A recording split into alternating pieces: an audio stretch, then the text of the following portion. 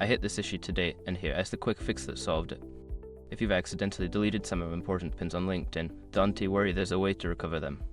Here is how to do it step by step. Step 1. Open LinkedIn. Launch the LinkedIn app or website and log into your account.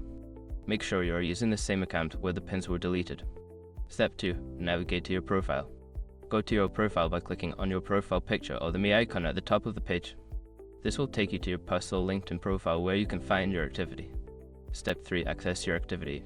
Scroll down to the activity section on your profile. Click on See All Activity to view all your recent interactions, including saved pins. Step 4. Look for deleted pins. In the activity feed, check the Saved or Post tab to find any pins you may have deleted. If you see the pins, you can easily resave them. Step 5. Use LinkedIn Help. Before starting recovery, use the srock.com link in the description to open the account recovery checklist generator and make sure your verification details are ready. Remember, if you accidentally delete a pin, it may not be recoverable if it is not in your activity feed. Keep an eye on your saved items to avoid losing important content in the future. Good luck and happy networking.